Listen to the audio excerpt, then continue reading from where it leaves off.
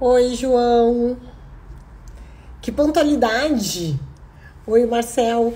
Marcel, digita aí pra gente, por favor, o, o tema da live para eu poder fixar. Sim, muito bem. Vamos ajudar a Luciana. Digita para mim, please. E eu fixo aqui, pode ser? Eu ia começar a digitar licitação em tempo de pandemia. Fixar comentário. Fixado. Muito bem. João, tu vais me mandar o convite? E eu aceito, pode ser?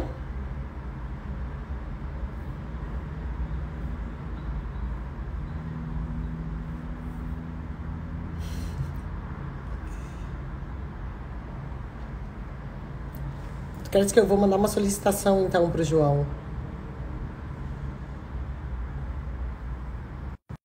Oi.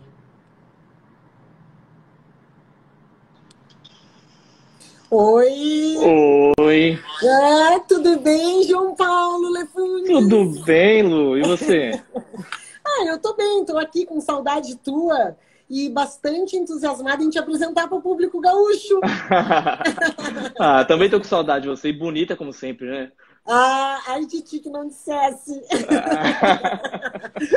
Não, eu tinha que estar produzida, assim, né? Porque afinal de contas, cada vez que eu te encontro por aqui em Porto Alegre, publico uma foto, perguntam, quem é? Aí eu tenho que dizer que é comprometido, né? Então, eu conto ou você conta? Não, nós já contamos. João, mas então, né, a gente está bem feliz de tu estares aqui conosco, especialmente porque esse tema é um tema super importante e relevante nesse momento, ainda mais assim, ó, para um público em geral que não conhece, que ouve notícias, lê notícias, né, nas diversas mídias à disposição e não compreende todo o arcabouço legislativo que tem por trás disso. Né? Isso. Então, eu vou fazer o seguinte, tu sabes que esse vídeo ele vai ficar disponível no nosso IGTV, depois ele é baixado para o YouTube, então eu vou te apresentar, eu gostaria também que depois tu trouxesse a tua qualificação e que a gente falasse, olá, o pessoal está entrando aí, né, boa tarde. Boa tarde, é o doutor Éder, lá de Votuporanga, em Cabo de Entral, Marcel. O pessoal tá entrando, vamos ver. Tá entrando, vamos lá. E aí eu gostaria que tu trouxesse as tuas credenciais, né, João? O João Paulo, tu és bacharel formado em Direito, Sim. advogado, né? Só que o João é servidor público. E hoje ele atua, onde é que tu atua? Na Prefeitura de Barretos, né, João? Hoje eu sou procurador do município de Barretos, da Câmara Municipal, tá? Não Sim. do município, do Poder Legislativo. Tá? Tá. Anteriormente também trabalhei na Justiça do Trabalho, já trabalhei Sim. como coordenador jurídico de município, já Uhum. como gerente de setor de licitações de uma empresa de economia mista. Então, Uhum. assim, já são uns 16 anos de serviço público. Mas não parece, né, João? Não parece. Não. Mas e o que eu gostaria de dizer para vocês? O João é um amigo muito querido. Ele é casado com um dos meus melhores amigos, tá? Deus me livre de dizer um doce, eu tenho que dizer que é o melhor amigo. Né? Tá? É casado com o Marcel, que agora volta a ser meu colega. A gente volta a trabalhar junto aqui na LATEC. O Marcel é juiz do trabalho e o João, então, atua bastante com direito administrativo. Ele já apresentou as credenciais e eu fiquei muito impressionada nas vezes que nós conversamos sobre o tema, pelo vasto conhecimento que o João tem. Né? E é um conhecimento muito de prática mesmo, que tem uma fatia do mercado, especialmente de alunos que estão saindo da faculdade, se interessam pelo direito administrativo e querem trabalhar nessa área, que não conhecem, não têm maiores assim, informações dos meandros, né? Então a gente Sim. aproveitou para fazer o convite para o João, porque tem muito a se discutir, algumas medidas provisórias foram lançadas nesse período no que diz respeito a essas matérias, dispensas de licitação, implementações de políticas públicas para o tratamento do Covid. E esse vai ser o tema de hoje, né, João? Isso mesmo. Então, a palavra está contigo. Eu vou só te fazer algumas... digamos assim, intervenções pontuais para ficar meio um bate-papo, mas eu gostaria que tu fosse bem didático nas tuas Certo. explicações para contextualizar assim todas essas polêmicas envolvendo essas medidas provisórias e legislações que disciplinaram as licitações nesse atual momento. Sim. Como falaste, né? O direito administrativo na faculdade realmente a gente meio que atropela, né? Hoje o conhecimento que eu tenho é mais na própria prática do direito administrativo do que propriamente na faculdade. E como você falou, eu não tenho como falar tudo de licitação porque é um tema muito amplo e vamos assim tentar resumir ao máximo ao contexto atual, tá? Como falaste, a gente está passando por uma pandemia de nível internacional, tá? Em decorrência dessa pandemia, foram criadas algumas ferramentas legais para que a gente pudesse ter uma eficiência melhor da máquina pública para poder passar por essa fase. E algumas ferramentas, vamos dizer, que não foram tão eficientes quanto deveria ser. Nesse sentido, a gente pode falar até um pouquinho do conceito que seria uma política pública para poder resolver um problema, como é o caso da pandemia. O que seria uma política pública? Seria um caso de onde tem um problema coletivo da sociedade, deveria haver um planejamento eficiente do governo, tanto nas três esferas, municipal, estadual e federal, de forma a conseguir resolver esse problema da melhor maneira possível, com o menor gasto possível e de uma forma coordenada, o que a gente consegue verificar na mídia atual que não está acontecendo muito bem.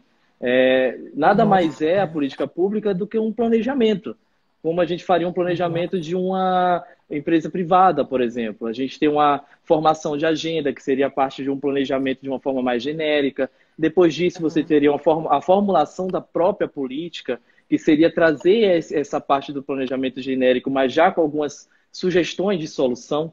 Tá?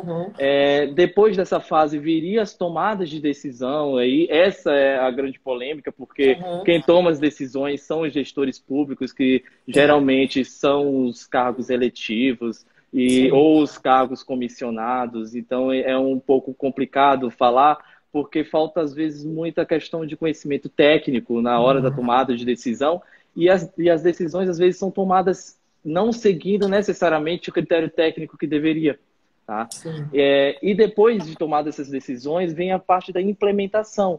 E é justamente nessa implementação que vem a fase de fazer a contratação de serviços, aquisição de bens, equipamentos e todos os insumos necessários para poder combater o problema que formulou essa política. Uma vez combatido esse problema, existe uma avaliação. Isso a gente fala mais no caso de uma política pública continuada, né? Você teria um aprendizado, onde se a política pública ela foi eficiente de fato, a gente acaba padronizando, levando isso para frente ou melhorando. E se ela não deu certo, gira todo esse ciclo novamente para verificar quais foram as causas dos problemas para que a gente possa atacar. Tá? Mas numa circunstância como a que a gente está vivendo agora, esse ciclo ele tem que ser mais rápido, né? Isso também é um problema, aliado com essa falta de conhecimento dos gestores técnicos, que tem muitos interesses políticos, né? Isso mesmo. Então, a gente...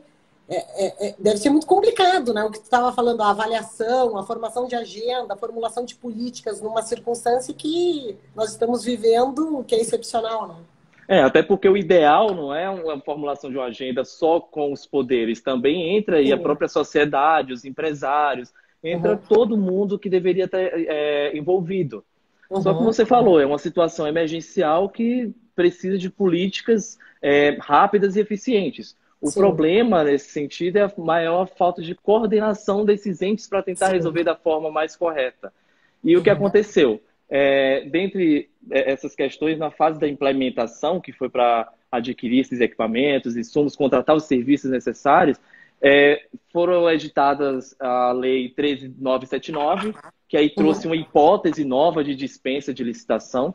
Aí eu só fazer um parênteses, porque assim, a licitação ela tem uma lei geral, que é a 8666, e ela traz um rol taxativo de hipótese de dispensa de licitação.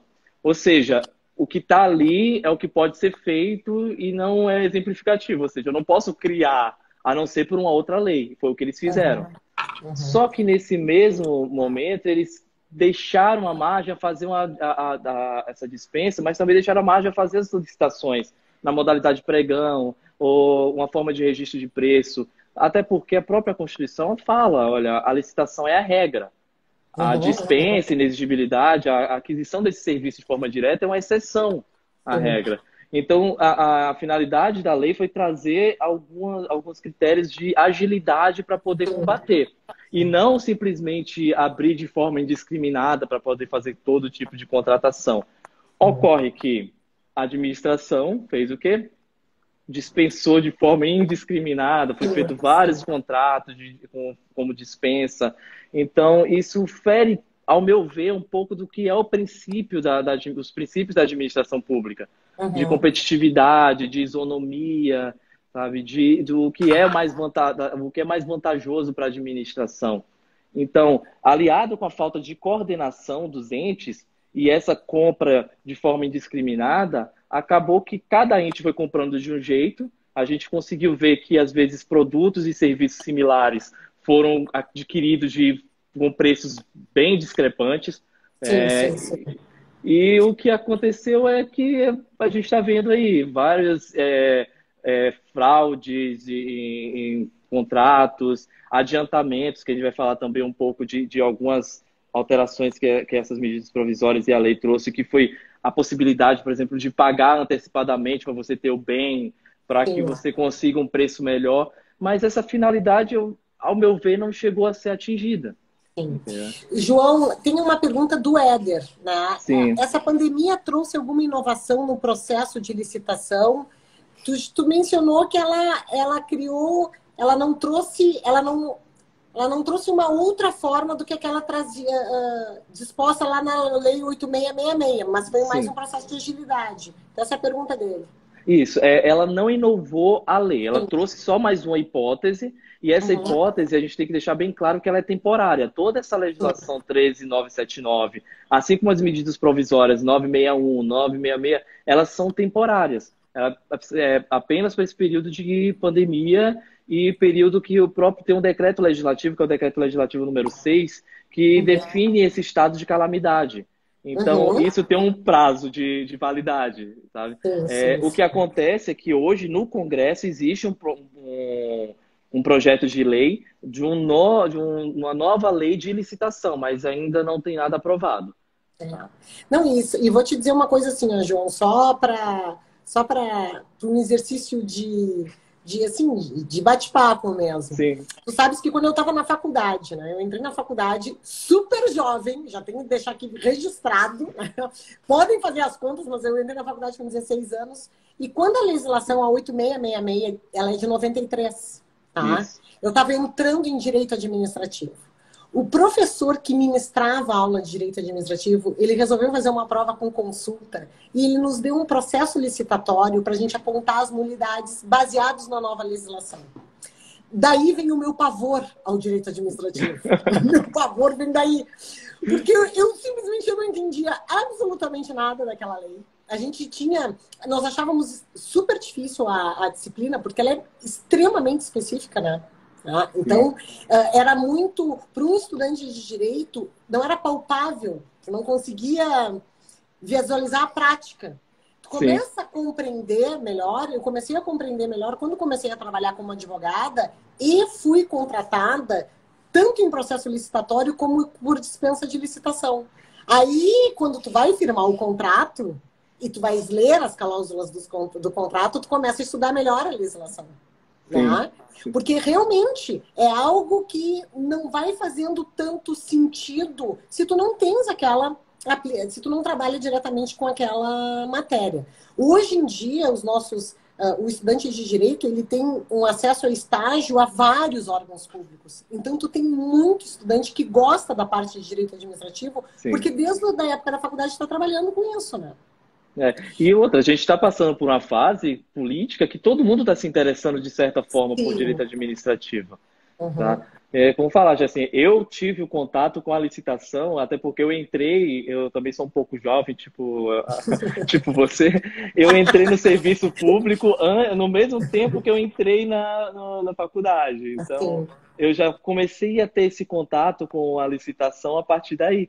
Então, só para deixar claro assim, para as pessoas que não sabem o conceito de licitação, licitação nada mais é do que um processo administrativo. Ele é autuado, numerado, ele tem atos administrativos sucessivos que visa a contratação de um bem ou serviço, né? Uhum. Esse é o conceito básico da licitação. Sim. E, Uhum. e então ele vai estar lá todo autuado, mas só você pegando ele fisicamente para ter mais ou menos a noção do que contém um procedimento licitatório.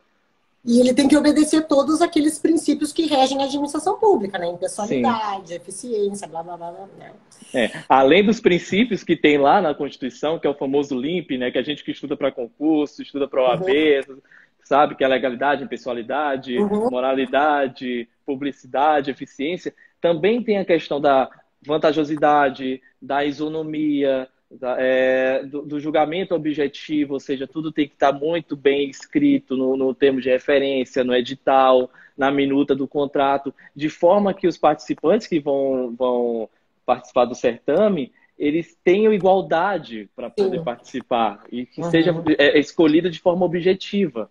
Uhum. Uhum. Mas, João, nos conta o que essa medida provisória e essa lei trouxe? Porque nós tivemos aqui no Rio Grande do Sul, né, eu até comentei contigo que nós tivemos uma polêmica aqui envolvendo o Uhum. nosso governador, porque afinal de contas ele ia adquirir produtos numa agropecuária da cidade de Pelotas, minha cidade, cidade do governador, e se começou toda aquela suspeita, né, em face dessa contratação. Então, eu queria que tu nos desse um panorama assim, das principais mudanças, o que isso trouxe e algumas polêmicas. Né? Sim.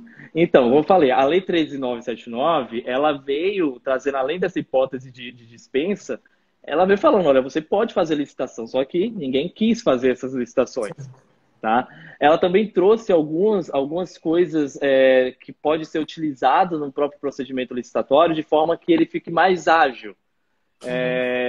Então ele fala, olha, se não tiver nenhuma empresa aí que tenha todas as condições de habilitação necessária para poder ser contratado, excepcionalmente vocês poderão contratar alguém que não tenha essa habilitação técnica.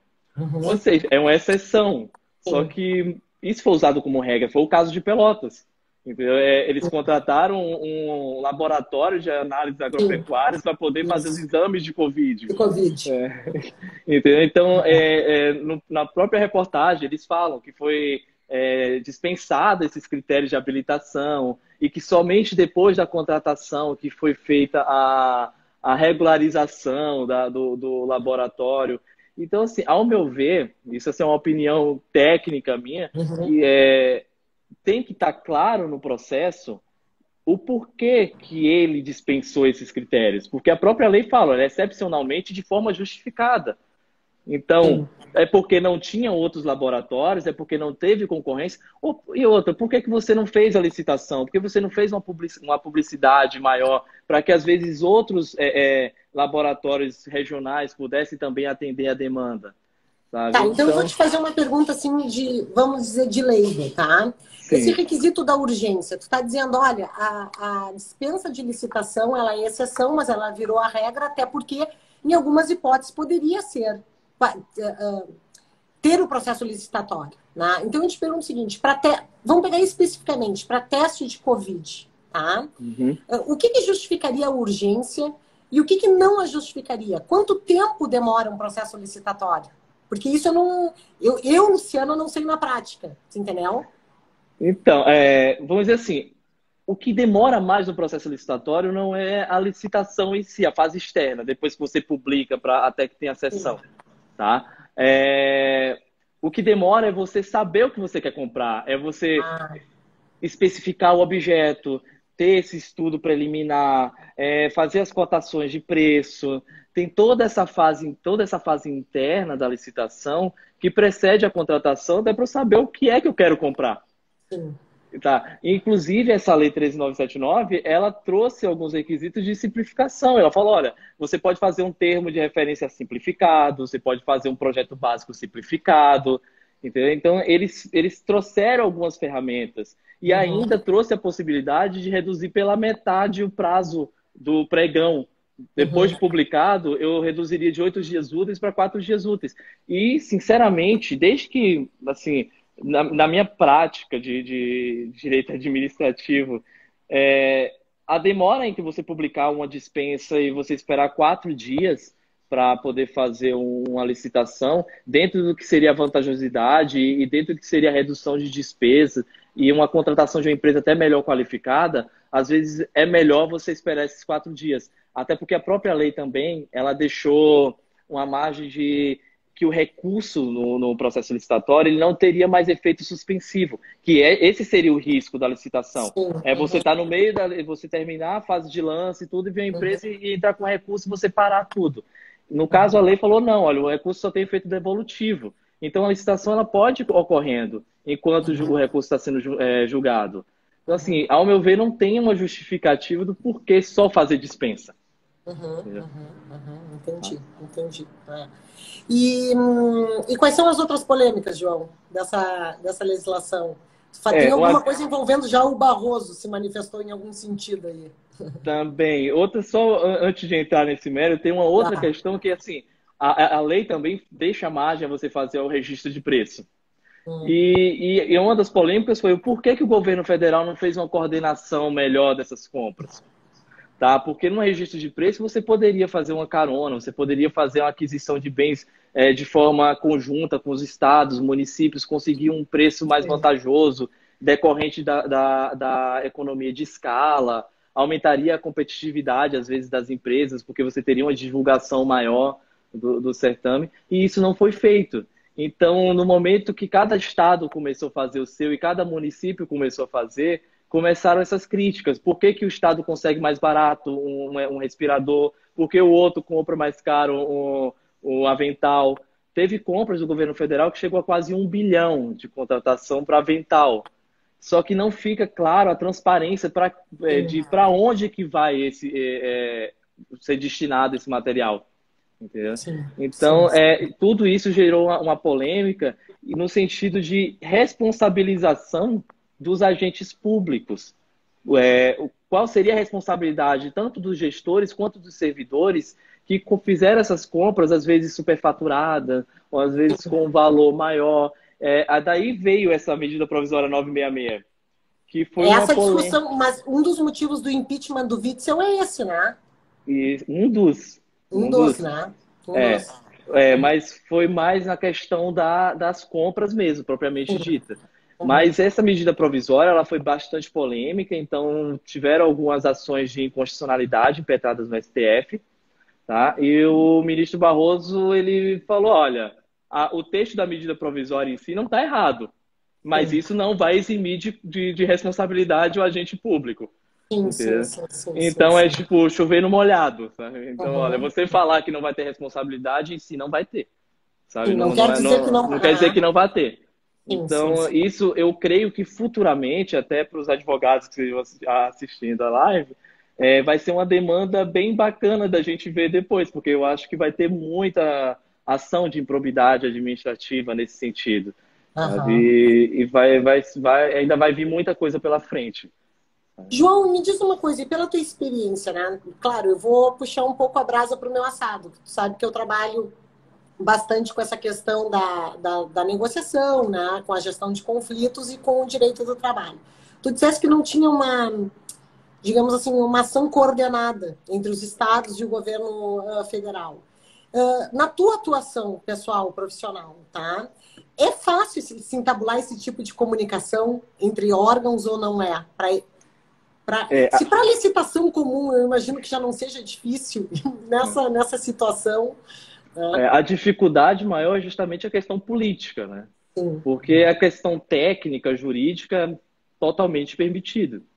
sim. Você tem N instrumentos, como convênios, termos de parceria, tem várias coisas que podem ser feitas, firmadas, Só que falta a vontade das partes, né? Porque já fala, por exemplo, um convênio para você firmar precisa da vontade de ambas as partes. Sim. Então, se o governo federal nega, não está afim de participar, então não vai ser o município ou o estado que também vai fazê-lo. Uhum. Entendeu? Então, o grande problema está na vontade política mesmo, sabe? Uhum. Outra grande questão que teve uma mudança, no início teve um problema de interpretação, mas que hoje já está tranquilo, é quanto à questão do aumento do limite da compra direta. Porque Uhum. também veio uma medida provisória, 961, que ela alterou o limite da 866. Ela passou de 50 mil e para 100 mil também a compra de bens, serviços e serviços de engenharia. Uhum. Só que, ao contrário da Lei 13.979, que é só para aquisição de insumos e serviços para o Covid, a medida provisória 961 ela veio aumentando esse limite para qualquer compra Uhum. dentro do período de calamidade. Entendeu? Então, assim, Ai, é, ai, ai. é para dar risada, eu entendo. Até porque o que acontece? Eu entendo que na própria legislação de licitação já tem uma hipótese de dispensa que é a dispensa por emergência e calamidade. Entendeu? E Mas isso não é esse inconstitucional? Não é inconstitucional? não é inconstitucional. Por que Infelizmente não não é é? inconstitucional. É porque, assim, essa dispensa pelo valor, em razão do valor, ela vem fundamentada na questão da economia processual. É aquela Hum, coisa, eu vou gastar muito para fazer um procedimento de licitação, porque eu tenho que pagar por sim. uma publicação. Então, se eu vou fazer uma compra pequena de 17 mil, que era o valor antes para serviço, então, assim, não justifica eu fazer um processo administrativo, tomar horas de servidor, fazer publicação para poder chegar a essa finalidade, entendeu? É, só que aí eles vieram e aumentaram esse limite, Pois é. entendeu? Só que a questão é, qual a finalidade de aumentar o limite para qualquer tipo de compra, independente de ser para a pandemia ou não? Entendeu? Então, sim, fica essa pergunta.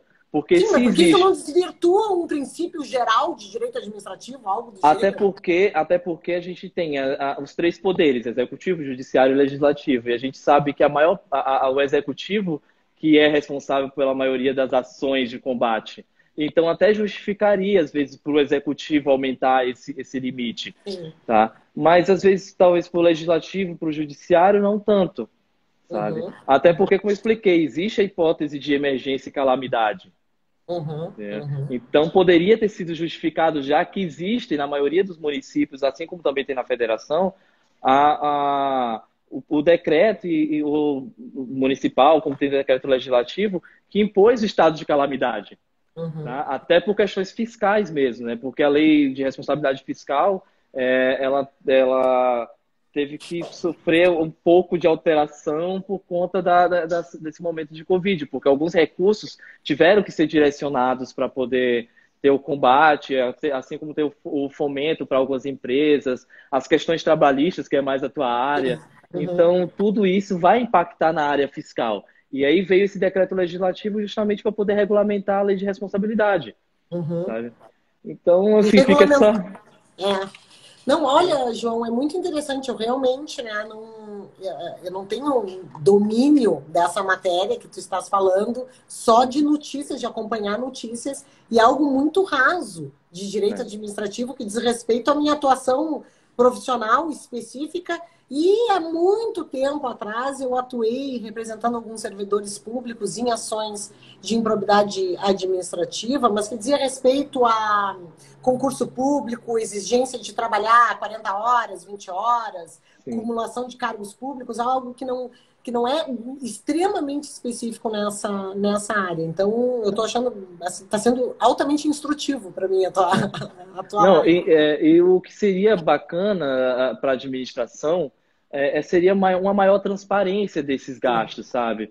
De forma que a própria população conseguisse fiscalizar e que também o próprio poder legislativo conseguisse ter uma fiscalização e deixar um pouco de lado aquela questão só da produção legislativa leis populistas, sabe, etc., e focar mais na área de fiscalização dessas contratações. Porque é muito complicado para um cidadão que não tem, não só os que não têm a formação jurídica Sim. ou contábil, mas até para a gente que tem essa formação, eu entro no portal da transparência de alguns entes e eu não consigo entender muita coisa.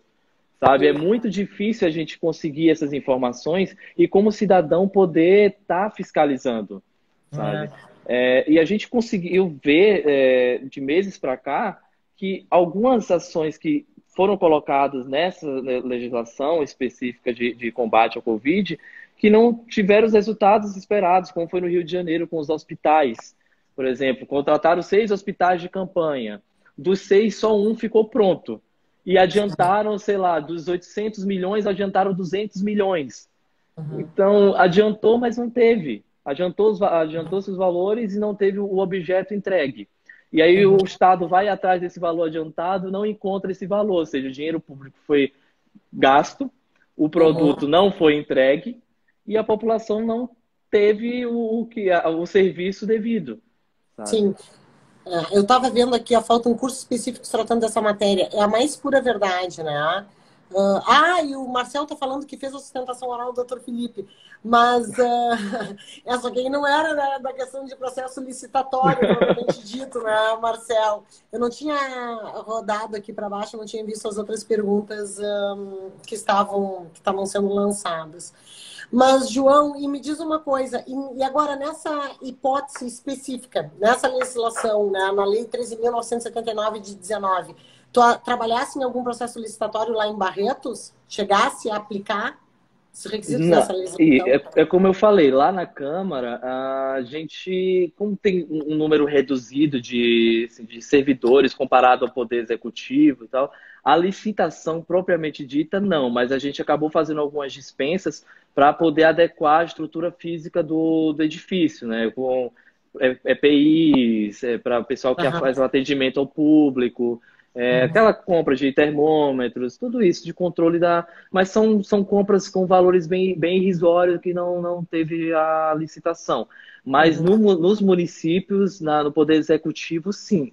Tá? Por isso que eu falo, talvez seria o momento do Legislativo, assim como o Tribunal de Contas, que faz essa assessoria do Legislativo no controle desses procedimentos licitatórios, fiscalizar, sabe? Porque a gente até então não sabe até onde está sendo eficiente essas aquisições e essas políticas públicas voltadas para o combate da pandemia. Porque cada ente está fazendo o seu de forma, vamos dizer assim, não aleatória, mas de forma individual. Sim. E a gente não consegue medir de fato qual é a eficiência disso. Nós temos aqui no Rio Grande do Sul o sistema de bandeiras, né? E agora há pouco tempo tivemos uma grande polêmica, por quê? Porque Pelotas decretou lockdown, foi uma das únicas cidades do interior que decretou lockdown e não obedeceu às demais bandeiras. E é muito engraçado, por quê? Porque as pessoas, aqueles que são leigos, de vez em quando é complicado para nós mesmos entendermos, né? A minha mãe e meu pai em Pelotas viraram para mim e para o meu irmão e disseram assim, tá, mas eu quero que vocês me expliquem isso. Como é que Pelotas está em lockdown, Porto Alegre não está? Como é que São Lourenço aqui do lado não está? A prefeita pode decretar dessa forma? Né? Então, se é muito complexo para o cidadão médio, né? E essas questões que tu está trazendo, como é que um avental no Rio de Janeiro custa, sei lá, R$10, R$20, o avental no Rio Grande do Sul vai custar 30, né? Como é que quem é que fiscaliza isso? Como é que funciona dessa forma? Quais são os desdobramentos disso tudo? Eu, Luciana, advogada, não consigo ter essas explicações porque eu não domino o direito administrativo, imagina a população em geral, né? Então... E só vai ser caso a caso mesmo para analisar, porque, como eu falei, a lei ela deixa margem a essas excepcionalidades, desde que seja justificado, e essa justificativa só olhando processo a processo. Então, é uma fiscalização muito complicada de ser feita, sabe?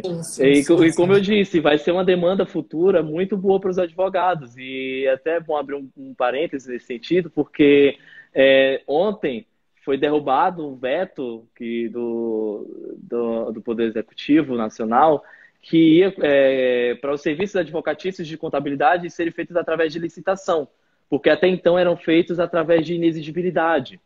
Tá? Sim, sim. E foi derrubado esse veto, então esses serviços ainda vão ser feitos por inexigibilidade.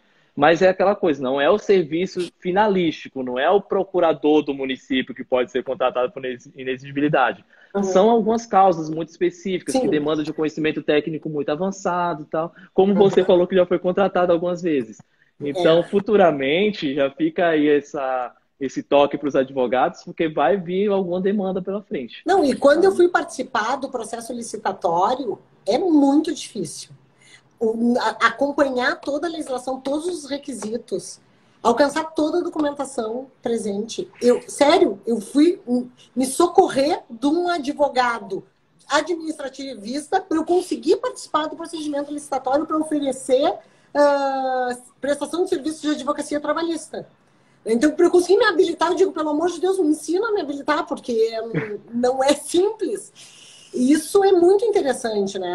Eu acho que nós temos um campo a explorar e a ensinar.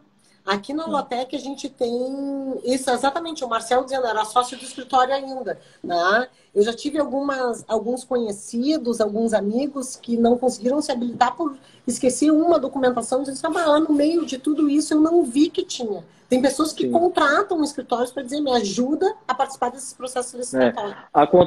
Eu faço consultoria para algumas empresas, né, de questão de licitação e até de participar dessas sessões. Porque eu sempre falo, é na sessão que você acaba inabilitando uma ou outra empresa. Só que assim, ainda tem um pouco de resistência também das empresas que participam nesse sentido. Elas acham que não vai precisar o conhecimento, porque ele já sabe. Só que na prática não é bem assim. Não é. Não é. Eu senti na pele. Na pele. Como eu falei. Não me habilitei no processo licitatório, até porque o preço foi uma coisa assim irrisório. Caiu era por processo, né? Contencioso de massa, na época era R$35, e a empresa que se habilitou ofereceu R$7,70. Sim. Por processo. R$7,70 por processo. E acontece, é porque eu falo, a licitação é um mundo, sabe?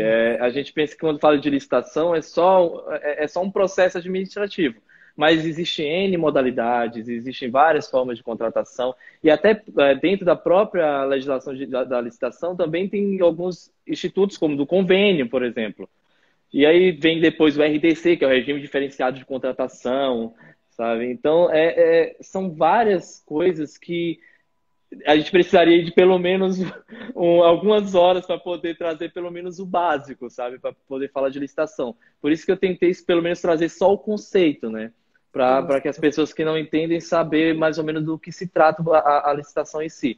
Só que é muito mais complicado do que esse conceito que foi passado. Tá?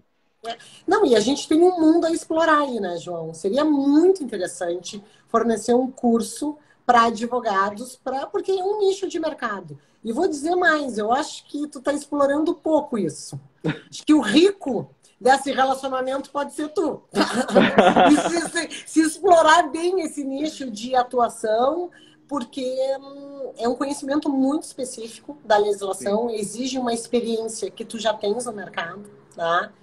Se naquela época eu soubesse, né, que tu estaria nas nossas vidas, com certeza eu teria te contratado. Né? Mas foi excelente mesmo as tuas ponderações. Eu não sei, tu queres colocar mais alguma coisa para a gente fazer um fechamento? Não, isso que você falou é muito interessante, porque esse despreparo ele não é só das empresas, sabe? A própria administração, até por conta de às vezes, de rotatividade de servidores, ou até por questões, sempre falo, né, políticas, de colocar pessoas comissionadas que não sejam de carreira, sem esse conhecimento, acaba trazendo alguns prejuízos para a administração. Então, essa capacitação, além de vir para o setor privado, também tem que vir para o setor público. Sabe? Isso é muito importante. E por isso que a gente tem que defender muito essa questão do servidor, porque o servidor bem capacitado, ele pode trazer uma economia para o setor público e para a sociedade, onde o dinheiro que se é perdido poderia estar sendo investido em outras áreas, como saúde, educação, etc. Sabe? Então eu sempre falo, às vezes não falta dinheiro para a administração, falta planejamento e gestão.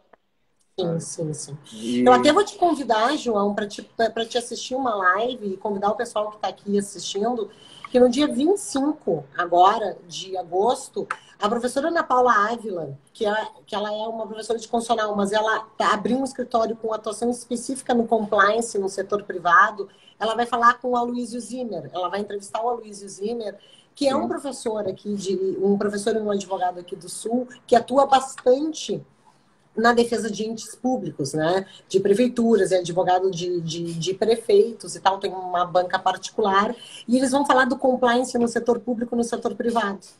E esses desdobramentos. Porque eu imagino que todo esse conhecimento que tu tens, ele é mais do que indispensável para quem faz a defesa daqueles que estão sofrendo processo de improbidade administrativa. Isso mesmo. Tá? Então, dá-nos umas noções básicas sobre como fazer essa atuação, né, para essa enormidade de pessoas que já fazem estágio nessa área, que já atuam nessa área, que se interessam por uma área que é extremamente difícil, né, de compreender. Realmente seria bem interessante. Então, eles vão falar um pouco nesse sentido que tu colocaste agora, né? Da questão de trazer para o setor público incorporar algumas regras de compliance, de ética administrativa, né? E os reflexos que isso poderá gerar. E até tem que conseguir mudar um pouco a mentalidade do próprio gestor, porque quando a gente traz essas ideias para eles, eles vão falar assim, mas tu quer viver uma utopia? Falei, não é uma utopia, é o que seria o correto, né? Sim, e o correto, às vezes, traz uma economicidade que para você também seria melhor, porque você conseguiria fazer muito mais politicamente para os teus eleitores e tal, do que fazer da forma que está sendo feita atualmente. É muito inteligente apelar para esse lado, né? Sim. Assim, já que ser ético vai te trazer vantagens políticas, né? Vai te trazer vantagens. Quando a gente fala na questão do compliance no setor privado, a gente diz, olha, a ética vai te trazer vantagens econômicas, né? Apostar em diversidade está trazendo vantagens econômicas. Olha o exemplo da Natura. Sim. Né? Sim. Traz vantagens econômicas. Então, quanto mais... A Ana Paula usa esse argumento e várias. Ontem eu estava participando, ela fala bastante sobre isso, e ontem eu participei do Lawtech Conference, e eles estavam discutindo, e uma das palestras era sobre por que as empresas lucram quando elas apostam na diversidade. Aí tinha uma advogada negra comentando quais eram as campanhas e as políticas dentro das empresas, né, de inovação e de aposta na diversidade, e o que isso economicamente estava gerando. Tu vai criando uma consciência, tu apela para um lado para tentar criar uma consciência de uma forma, ela deveria surgir de uma forma mais natural, né? Mas, se esse é um argumento... Isso mesmo. João, então foi um prazer. Meus parabéns pelo conteúdo, né? Não é porque nós somos amigos, né? Porque nós temos uma relação prévia. Tu sabes que aqui na Lawtech está sempre aberto para pessoas que têm muito a acrescentar. A gente é bem interessante que outras pessoas de outros estados venham, né? A gente quer que o pessoal do Sul conheça os talentos fora do estado. Então, a minha relação contigo, ela não me impede de reconhecer o teu mérito, e nem por isso eu atribuo se tu não tivesse efetivamente mérito, né? Sim. Então, eu sei que tu és um cara muito preparado, eu me impressionei bastante as primeiras vezes que nós conversamos sobre direito, sobre trabalho, né? Então, meus parabéns. Tem aqui algumas perguntas, eu vou te fazer antes da gente encerrar, tá, João? Tudo bem. Na sua opinião, quais as lições e aprendizados teríamos no campo de licitações nesse tempo de pandemia? Tá? E aqui tem um pessoal dizendo, doçura. Parabéns, estamos acompanhando, encantados com tanto conhecimento. São informações importantes mesmo para quem não é da área. Então, o que é que a gente pode falar de aprendizado? Acho que o primeiro é falar que tem coisas que não devem ser feitas, né? De como não fazer nessa questão da coordenação das compras em si. Acho que outro grande aprendizado é saber que mesmo algumas ferramentas que foram trazidas como o adiantamento de pagamento, como o aumento do percentual de garantia, questões que poderiam trazer assim, uma forma de galgar um valor melhor na proposta, elas foram um pouco mal utilizadas, sabe? De forma que, eu dei o exemplo do Rio de Janeiro, houve o pagamento antecipado e não houve o recebimento do objeto. Então, isso tudo tem que estar muito bem amarrado. Acontece que o termo de referência, ele é, assim como um projeto básico, ele é como se fosse a receita do bolo, sabe? Uhum. Tu tem um objeto que é o bolo e tu tem uma receita de como fazer isso, sabe? Uhum. Só que a administração, às vezes, não sabe especificar muito bem isso. E por não saber especificar, você não consegue obter um resultado melhor, sabe? Então, se você não sabe o que quer comprar, qualquer coisa serve, sabe? E às vezes, aquela coisa que a gente sempre fala, outro ditado, né? Se você paga mal, paga duas vezes. Foi o caso do Rio, né? Tipo, você paga adiantado, não recebeu o dinheiro de volta, porque o dinheiro já tinha sumido, o objeto não foi entregue e ficou aquele caos. Sabe?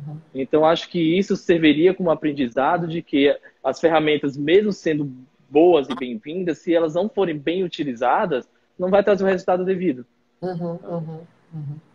Excelente, acho que é isso então, João. Muito obrigada mais uma vez. Vou deixar Obrigado pelo convite. Não, imagina, as portas são abertas e eu acho que a gente tem que começar a pensar num curso, seriamente. Sim. Vamos ter que pensar e estruturar algo bem direcionado para a atuação prática.